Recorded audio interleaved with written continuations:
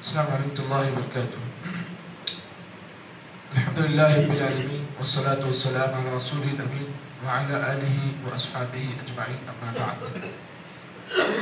اعوذ باللہ من الشیطان الرجیم. بسم اللہ الرحمن الرحیم. وَلَكُمْ نِصْفُ مَا تَرَكَ أَزْوَاجُكُمْ إِن لَّمْ يَكُن لَّهُنَّ وَلَدٌ فَإِن كَانَ لَهُنَّ وَلَدٌ فَلَكُمُ الرُّبُعُ مِمَّا تَرَكْنَا مِن بَعْدِ وَصِيَّةٍ يُوصِينَ بِهَا أَوْ دَيْنٍ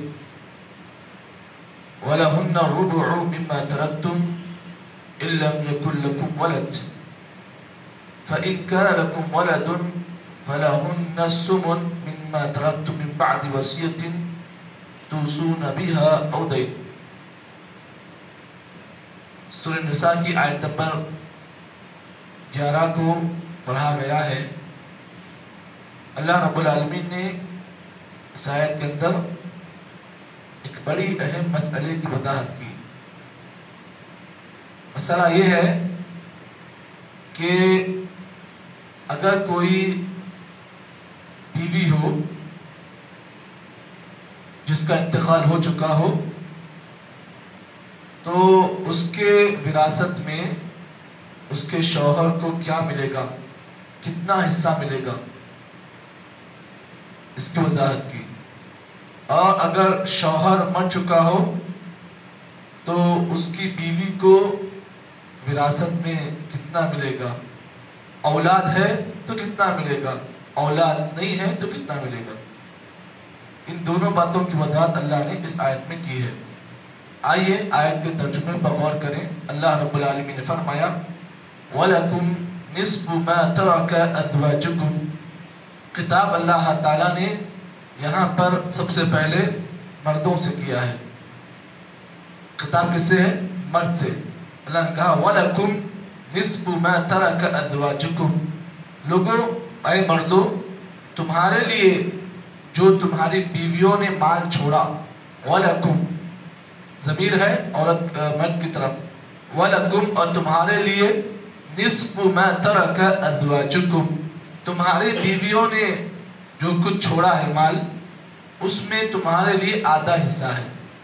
وَلَكُمْ نِصْفُ مَا تَرَكَ أَزْوَاجُكُمْ إِن لَّمْ يَكُن لَّهُنَّ وَلَدٌ. لیکن شرط یہ ہے کہ اگر اولاد نہیں ہے تمہیں کتنا ملے گا؟ آدھا ملے گا.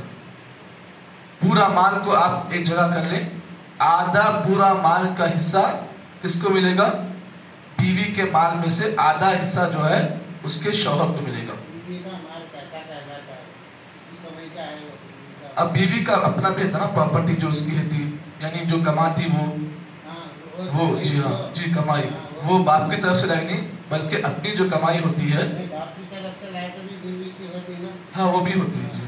اور وہ خود کی کمائی تو بیوی کی جی اس کی سیلف اور اس کی جو ہے دو. تو یہاں پر مسئلہ یہ ہے کہ کوئی ایسی بیوی ہے جس کا پروفیشن تھا یا جاب تھا اور نوکری تھی، یا پھر اس کو اپنے باپ کی طرف سے کچھ ملا تھا، باپ کے پاس سے کوئی پراپرٹی ملی تھی، گھر ملا تھا، کچھ اور ملا تھا. اب یہاں پر شوہر زندہ ہے اس کا، تو شوہر کے موجودگی میں اگر بیوی کا انتقال ہو جائے تب ایسی صورت میں اس شوہر کو اس کے مال میں سے آدھا حصہ ملے گا. لیکن شرط یہ ہے إِن لَّمْ يَكُن لَّهُنَّ وَلَدٌ. اگر اولاد نہیں ہے تو پورا آدھا ملے گا. اب اولاد اگر ہے تو اللہ فرماتے ہیں فَإِن كَانَ لَهُنَّ وَلَدٌ فَلَكُمُ الرُّبُعُ مِمَّا تَرَكْنَ. اگر اولاد موجود ہے تو ایسی صورت میں 1/4 یعنی چوتھا حصہ ملے گا. پورے مال کا چوتھا حصہ شوہر کو دے دیں گے. اب یہاں پر شرط یہ ہے، اللہ نے کہا مِمَّا تَرَكْنَا مِن بَعْدِ وَصِيَّةٍ يُوصِينَ بِهَا أَوْ دَيْنٍ. اگر بیوی نے مرنے سے پہلے وصیت کی ہے تو پہلے اس کی وصیت کو غور کیا جائے گا، یا قرض تھا تو قرض کو ادا کیا جائے گا. یہ شرط ہے. آدھا حصہ لے لیا شوہر، میں وصیت کو نہیں مانتا، میں قرضہ بھی نہیں دیتا، تو ایسا نہیں چلے گا. سب سے پہلے اس کے قرض کو ادا کیا جائے گا. اگر بیوی کے اوپر کوئی قرض تھا تو قرض کو دیا جائے گا، یا بیوی نے مرتے وقت کوئی وصیت کی تھی تو اسے ادا کیا جائے گا. تو یہ تو مسئلہ حل ہو گیا کہ اگر شوہر کا بیوی کا انتقال ہو گیا شوہر کی موجودگی میں، تب ایسی صورت میں اگر اولاد نہیں ہے تو اس وقت مرد کو آدھا حصہ ملے گا جی وصیت کے. اگر جو ہے اگر اولاد موجود ہے تب ایسی صورت میں مرد کو بیوی کے مال میں سے 1/4 یعنی ربع حصہ ملے گا. اس کے بعد آگے اللہ رب تعالیٰ نے یہاں پر خطاب عورتوں سے کیا ہے. اگر کوئی عورت ہے جس کی موجودگی میں اس کے شوہر کا انتقال ہو چکا ہے، اب ایسی صورت میں اس بیوی کو اس شوہر کے مال میں سے کیا ملے گا؟ اللہ تعالیٰ نے فرمایا وَلَهُنَّ الرُّبُعُ مِمَّا تَرَكْتُمْ إِن لَّمْ يَكُن لَّكُمْ وَلَدٌ. اللہ فرماتے ہیں اے عورتوں، تمہارے لیے تمہارے شوہر کے مال میں تمہارا حصہ ہے. کتنا ہے؟ 1/4 یعنی پورے مال کا چوتھائی حصہ. وَلَهُنَّ الرُّبُعُ مِمَّا تَرَكْتُمْ إِن لَّمْ يَكُن لَّكُمْ وَلَدٌ. اگر تمہارے لیے بیویوں کے پاس اگر اولاد نہیں ہے، ایسی صورت میں شوہر کے مال میں سے 1/4 یعنی ربع حصہ انہیں وراثت میں دیا جائے گا. اب یہاں پر اگر اولاد ہے، مرد کی اولاد تھی، تو اللہ فرماتے ہیں فَإِن كَانَ لَكُمْ وَلَدٌ فَلَهُنَّ الثُّمُنُ مِمَّا تَرَكْتُم مِّن بَعْدِ وَصِيَّةٍ تُوصُونَ بِهِ أَوْ دَيْنٍ. اگر اس آدمی کے اولاد تھے، بچے تھے، ایسی حالت میں اس عورت کو پورے مال کا 8واں حصہ 1/8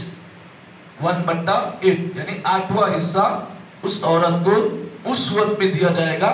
اگر وصیت کی شوہر نے یا پھر کوئی قرض تھا تو سب سے پہلے اس کی ادائیگی ہوگی، اس کے بعد پھر اس حصے کو اس عورت میں تقسیم کیا جائے گا. اب یہاں پر آپ اس بات کو جان لیں، اب کوئی ایسا آدمی تھا جس کی بیویاں جو ہیں 2 یا 3 تھیں یا 4 تھیں، ایسی صورت میں ان تمام بیویوں کو وہی حصہ تقسیم کیا جائے گا.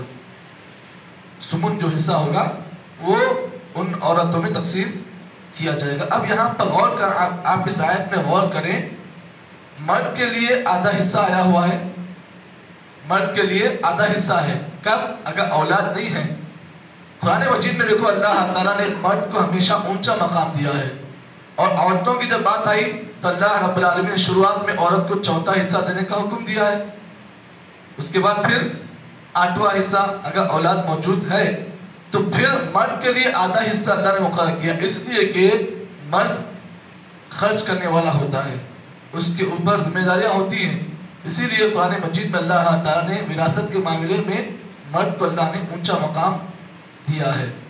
اب یہاں پر آپ بسا اوقات کل کے درس میں بھی آپ نے سنا ہے کہ اللہ تعالیٰ نے جو دیکھیے جہاں پر وصیت کی بات آئی، اللہ تعالیٰ نے وصیت کو خرچ سے اوپر اللہ نے مقام دیا ہے.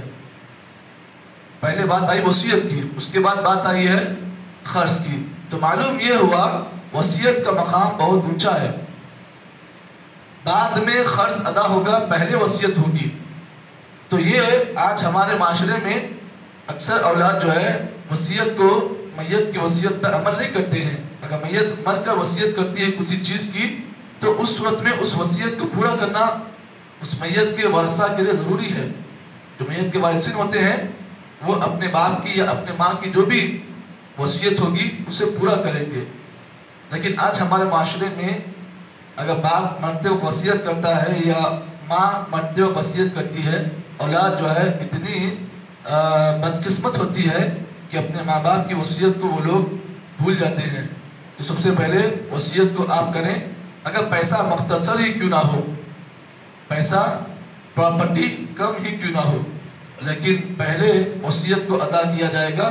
اس کے بعد جو بھی مال بچتا ہے آپ اس میں سے لے سکتے ہیں، لیکن پہلے مقام وصیت کا ہوگا، اس کے بعد پھر دوسرا مقام خرچ کا ہوگا. آگے اللہ تعالیٰ نے ایک اور عجیب و غریب مسئلہ بیان کیا، وہ ہے کلالہ. کلالہ ایک اہم مسئلہ ہے، بہت اہم مسئلہ ہے. کلالہ کسے کہتے ہیں اور کلالے میں کیا ہوتا ہے، انشاءاللہ کل کے درس میں اس کی وضاحت آپ کے سامنے پیش کی جائے گی. کلالہ کے بارے میں بس یہ بات جان لیں، کلالہ جو ہے اس آدمی کو کہتے ہیں جس کے جو ہے ماں کا بھی انتقال ہو چکا ہو، جس کے باپ کا بھی انتقال ہو چکا ہو، اور اس کے پاس کوئی بچے وچے بھی نہیں ہوں، اس کے پاس کوئی بچے وچے بھی نہیں ہوں، تو اس مرد کو جو ہے کلالہ کہتے ہیں. تو کلالہ کی وراثت کو بھی اللہ تعالیٰ نے تقسیم کرنے کا حکم دیا ہے، اور بڑا عجیب و غریب مسئلہ ہے کلالہ کا.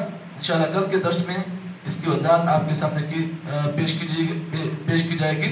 اللہ سے دعا ہے کہ اللہ رب العالمین مجھے اور آپ کو جتنی باتیں ان آیتوں کی روشنی میں بتائی گئی ہیں، اللہ تمام چیزوں کو بتائے گئے طریقوں کے مطابق عمل توفیق عطا فرمائے۔ سبحان اللہ بحمدہ، سبحانک اللہم وبحمدک، نشہد ان لا الہ الا انت، نستغفرک ونتوب الیک۔